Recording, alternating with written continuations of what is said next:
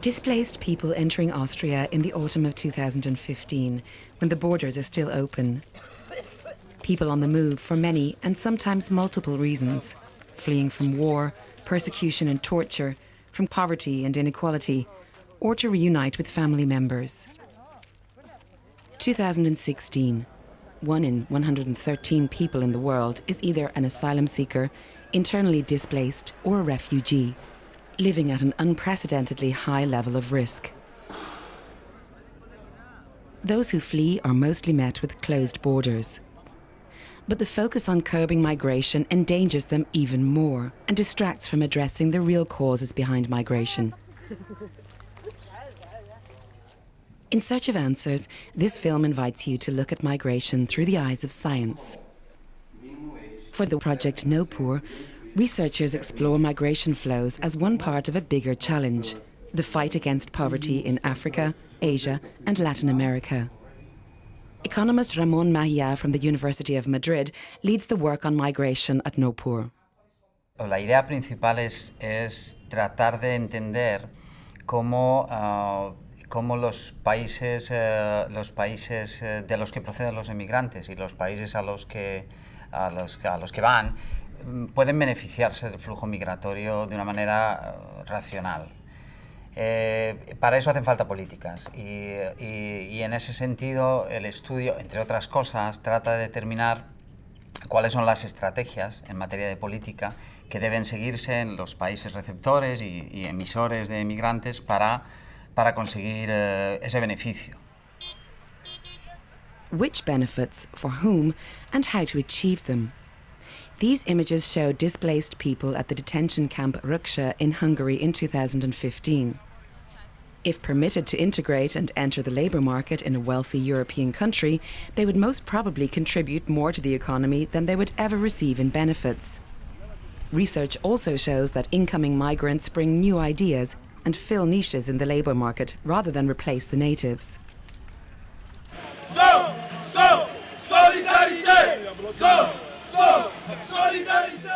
By the end of 2015, around 65 million people had been forcibly displaced from their homes, yet only very few of them seek refuge in Europe.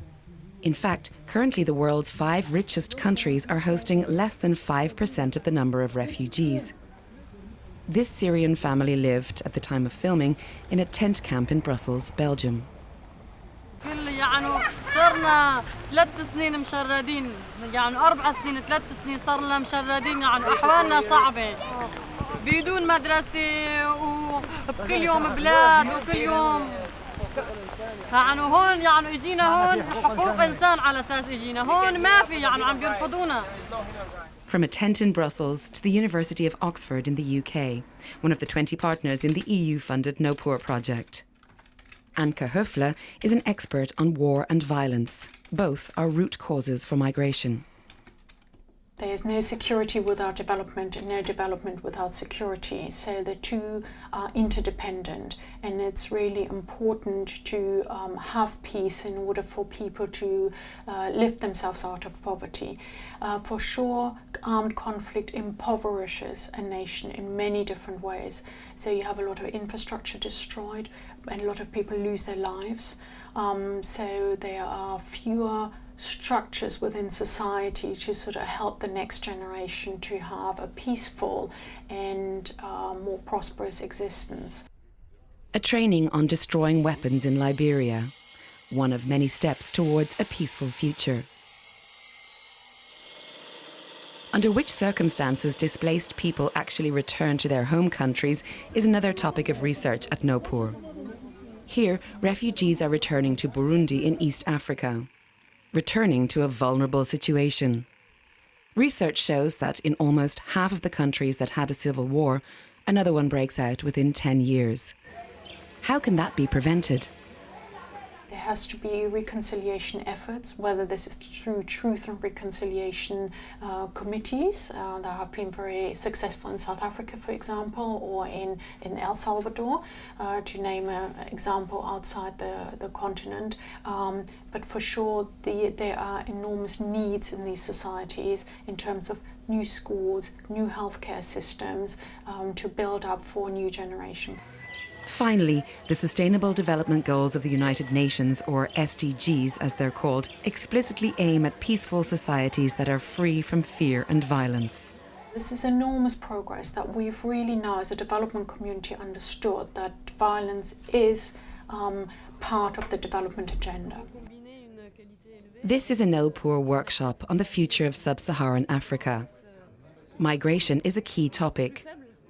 What are the root causes? And can migration actually help to fight poverty? Economist Fatou Cissé and her colleagues analysed data from Burkina Faso, Nigeria and Senegal. Dans les trois pays, les raisons principales de la migration, c'est la recherche de l'emploi, c'est la pauvreté des familles. Et donc, s'ils développent des programmes de coopération qui font qu'ils investissent dans des secteurs où les jeunes qui migrent pour trouver de l'emploi restent chez eux, ça va desserrer les contraintes, améliorer la situation. Ils peuvent investir soit dans la formation professionnelle qui permet de développer l'agriculture, investir dans les secteurs de l'énergie et des transports pour développer davantage les petites industries, etc. When someone migrates, what does that mean for the family left behind? Some astonishing facts about so-called remittances. That's the cash that migrants send back home. Remittances are about the most resilient form of capital inflow, barely dipping during the global financial crisis, and they run at around 3 times the volume of aid. La migration et les transferts améliorent l'accès à l'éducation des enfants, réduit le travail domestique et le travail aussi marchand.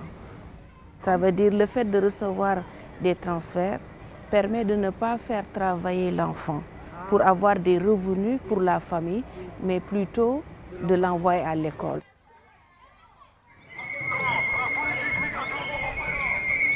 From Ghana back to Europe, to a march for the freedom of movement and the rights of displaced people. Here in Brussels, Belgium, protesters demand an end to deportations and imprisonment in camps and fight for the rights of migrants to study and work under decent conditions. Scientific research shows that migration to wealthier countries can promote higher well-being for those on the move, if their rights are properly protected. It reduces poverty in the origin communities and, overall, can have a positive effect on the receiving countries. Yet, most countries are blind when it comes to these positive sides of migration.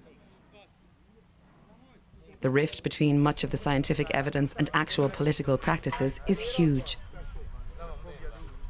Los estudios revelan que si se aplican las políticas correctas, los efectos son positivos para ambos lados del flujo migratorio.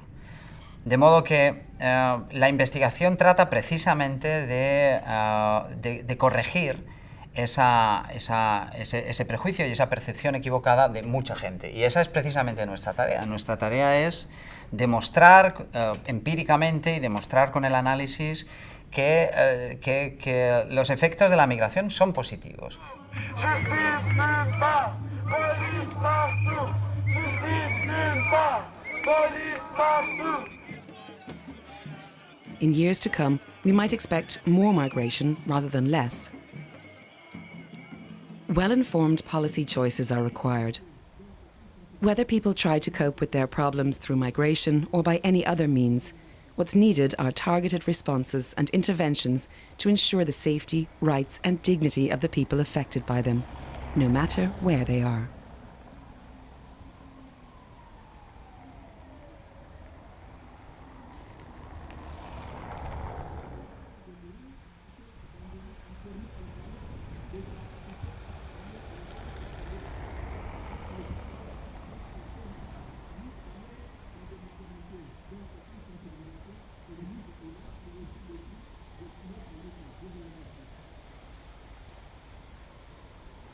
Get connected, get informed. www.nopoor.eu